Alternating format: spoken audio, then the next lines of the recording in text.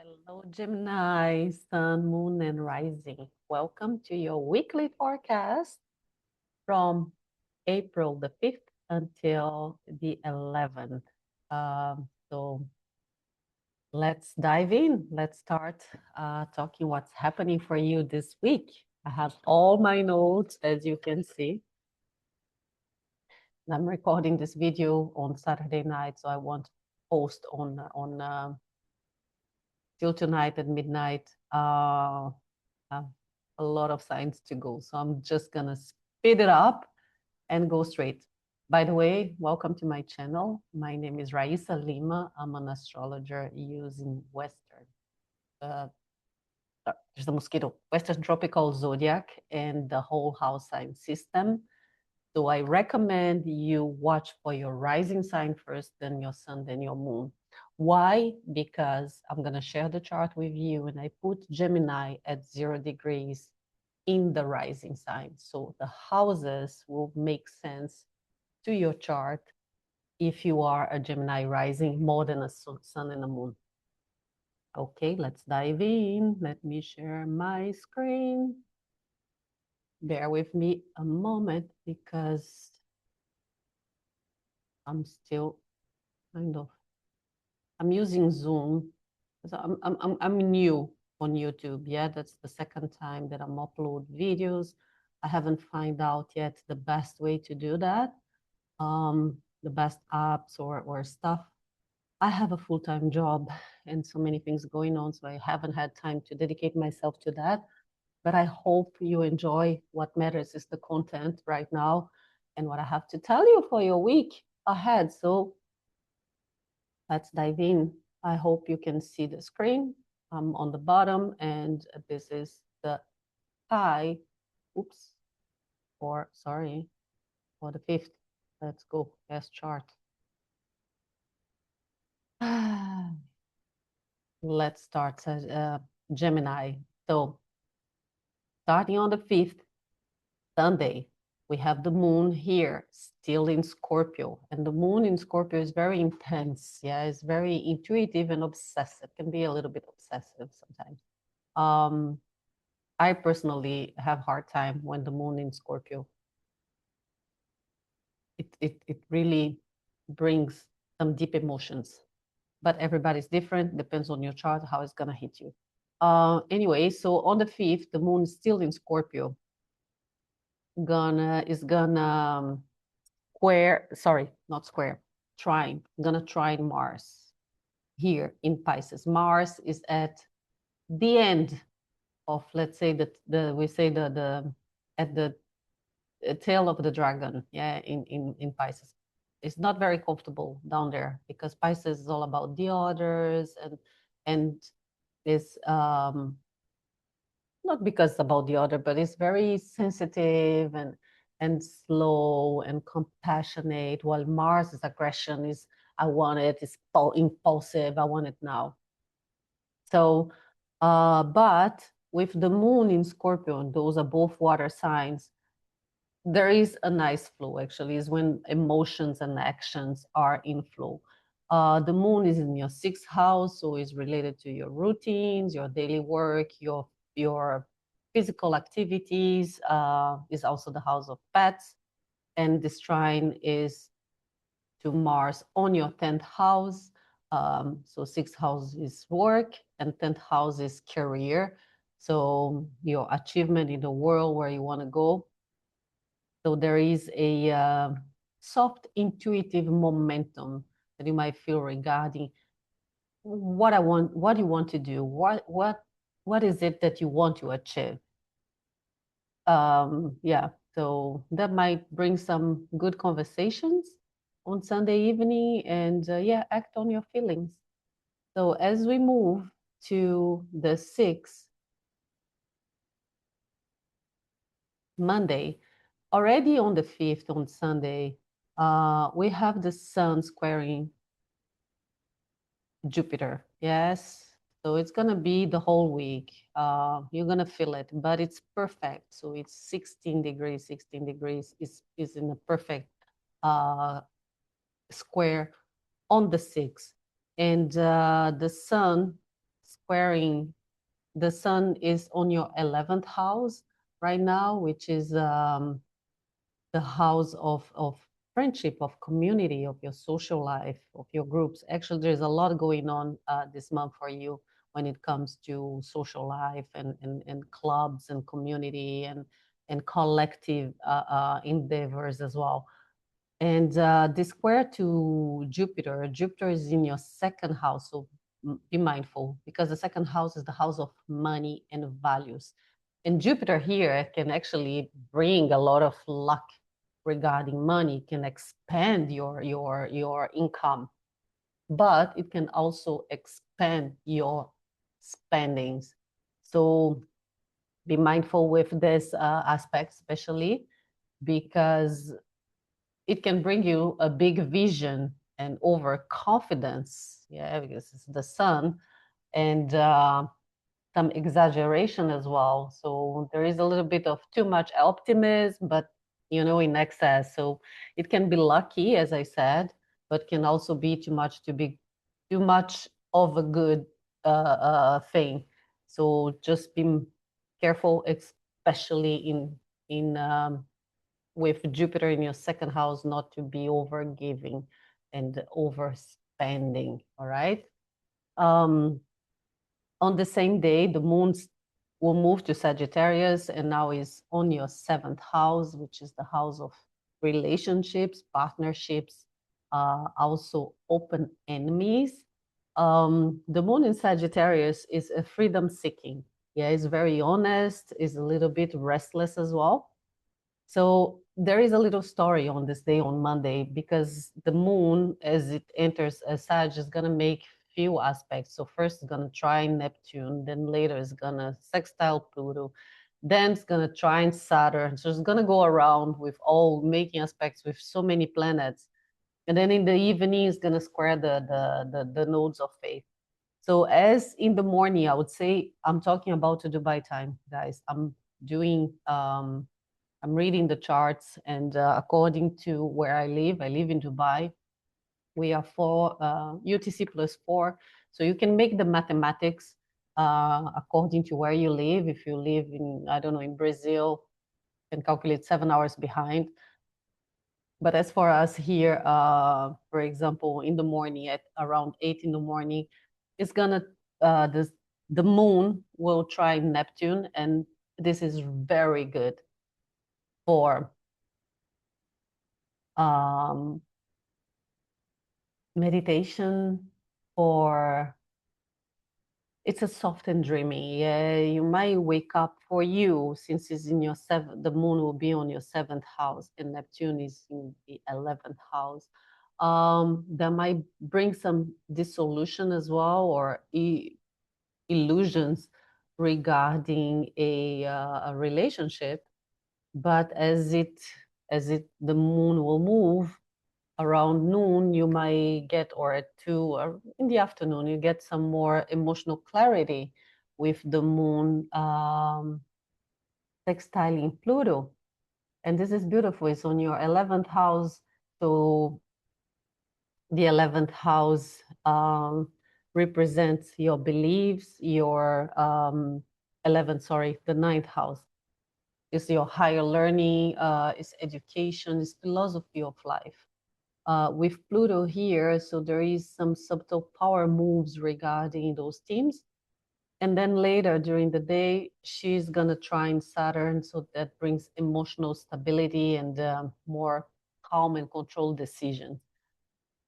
In the evening, though, the moon will square the nodes of faith. So what does that mean? So there might be a little push and pull or thinking about the past, wondering about the future, is the north of faith, the nodes for you are the south node is on your fourth house, the north node on your 10th house. So where your roots, where you're coming from, and what you want to achieve in life. So with the moon making a square between the nodes, so there might be some internal and karmic encounters about where you want to go or where you're coming from. As we move to the 7th on Tuesday, the moon is still in Sagittarius, so still very blunt, craving expansion and adventure. Now, the moon here is making an inconjunction to Jupiter. Yeah, Jupiter is the ruler of Sagittarius, by the way. So there is a bit, those are energies that they don't really talk the same language. So this inconjunction could mean the need, or you might be overdoing, overreacting, over promising, and overspending again is your 2nd house. Your 7th house is relationship, marriage, partnership, friendship. So be careful with this. There is a, as if your emotional and your belief system are not really aligned. Those are the themes. In the afternoon, the moon's gonna trine the sun. And so alignments are clicking again, the confidence return, emotion matches your action, and there is forward movement. On this day as well, another important aspect is Mars here, sextiling Uranus. Okay, so this is gonna happen it's gonna be on for the whole week, and it will be stronger on the 8th, on the next day. I'm gonna move to the 8th on Wednesday. Yeah, but it's gonna be the whole week. And Mars is in Pisces on your 10th house. Okay, about your achievement, your career, authorities as well, and sextiling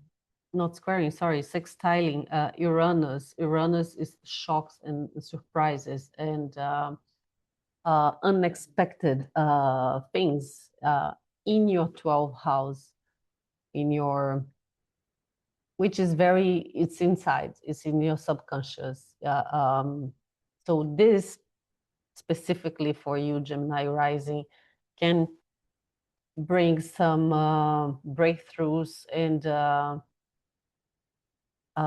especially after you're feeling stuck, but you might feel like you want to take actions or to take some decisions, but with Pisces and being in Uranus being on your 12th house, it's hard. You feel like you want to do, but you can't. There's something pulling you backwards. Wait a little bit. The good news. I don't know if it's good news, but Uranus is gonna move to your 1st house by the end of this month. So there's a lot of changes in your personality, in yourself, in your ego, in your confidence. But let's get going. Let's keep going. On the 8th, I said the moon in Saggy.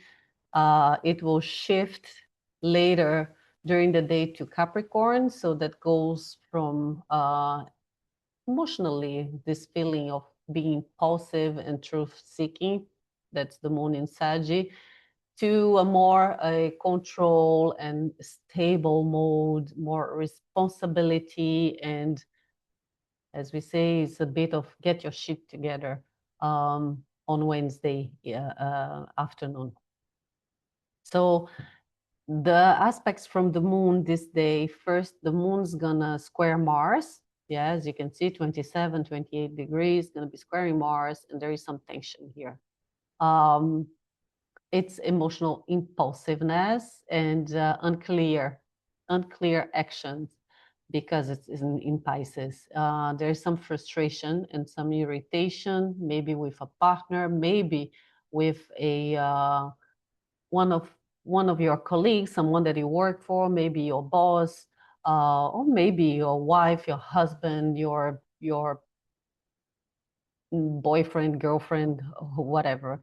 So on this day, especially on Wednesday, my advice, if you are feeling like you want to take action on something, don't text. Don't text. Wait, don't say. Just wait a little bit to the next day. As the moon will move to, because it can be impulsive, as I said in Sagittarius, but as it moves to Capricorn, then the focus return to responsibility, to stability, especially in this square to, or this aspect to Mars on your 10th house when it comes to your work and your career. On this day as well, in the evening here in Dubai is gonna be perfect. Let's say this aspect goes on throughout the day, but it's gonna be very strong at around 9 p.m. is when the moon's gonna square Neptune here at 2 degrees, and that can bring some confusion and emotional sensitivity. So be careful with, be mindful, watch for missed signals or maybe idealization. And again, the moon will be shifting to your 8th house, so that can bring some fatigue, escapism, not seeing things clearly. And the themes for you on your 8th house and the 11th house is things regarding community and friendships and or money. Maybe one of your friends owe you money, or maybe you have to pay someone and nothing's coming clear here. Is money coming from other sources? Is investments or taxes or money from your family, from your spouse, from things that are not very clear on this day.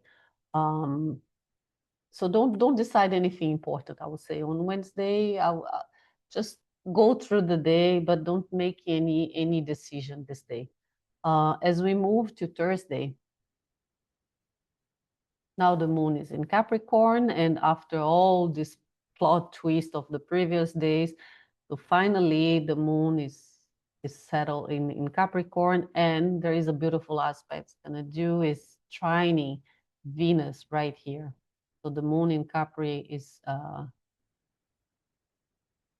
trining Venus, and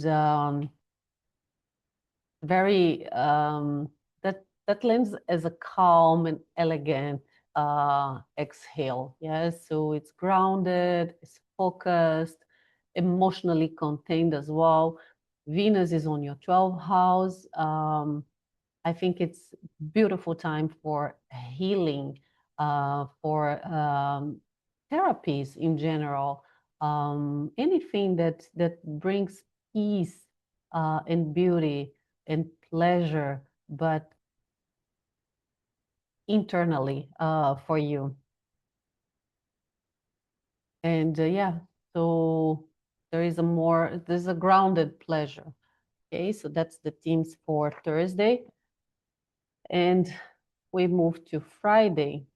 Now the moon is in Capri again, it's still in Capri, so she's still in her CEO mode. And in the morning, she's gonna square the sun, as you can see here, 8 degrees. So she started the day by squaring the sun. So there is inner tension, yeah, kick off the day. So it's a bit of emotions, the moon versus the ego, the sun, okay?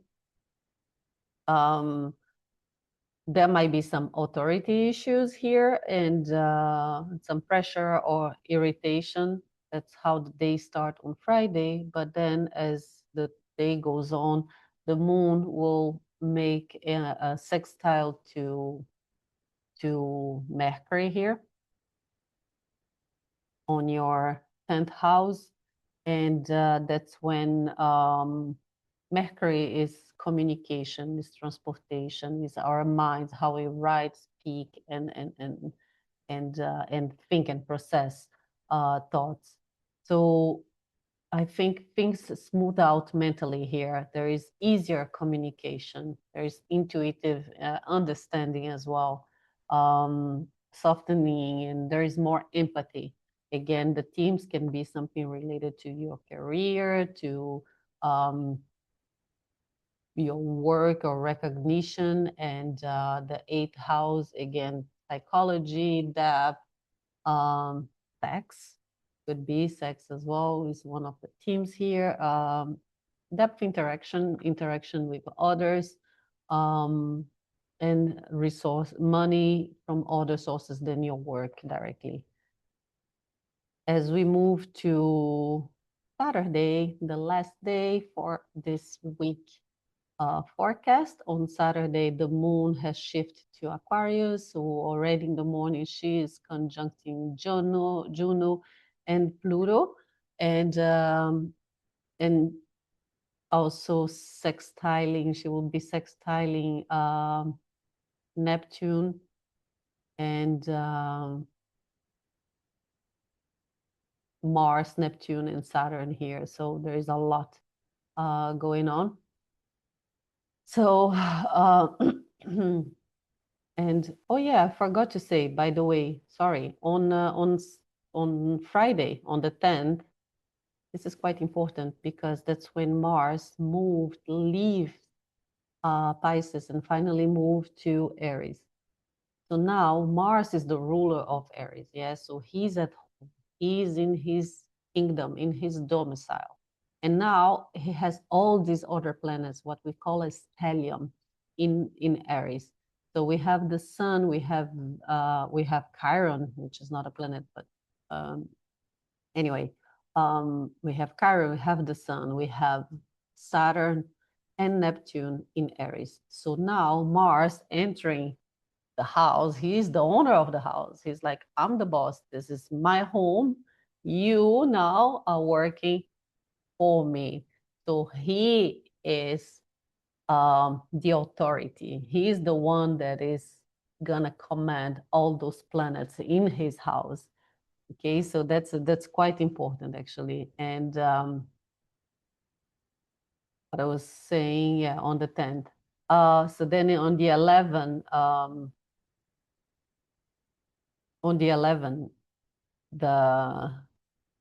the moon will sextile Mars, which gives like clean and motivated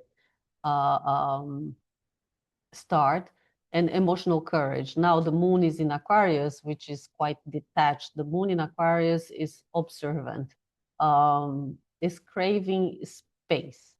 Yes, it's the mind first, the feelings after. With all these alignments, so there is some intuitive insights, creative flow, because it will sextile Neptune, the empathy and compassion, and it's very good for therapy and meditation as well, especially in the morning. And with the conjunction with Juno, commitments, desire for alignment and fairness.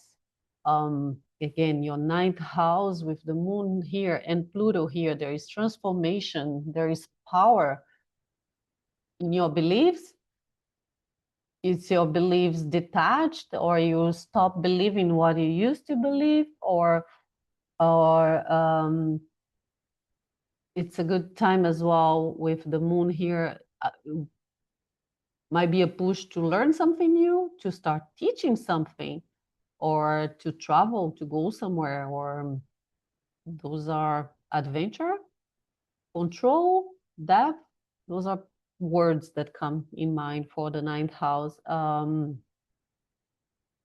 And yeah, and then also on this day, we have Venus will be sextiling Jupiter, and this will be actually on for the whole week. It's going to be stronger on the 13th, and Venus on your 12th house, again with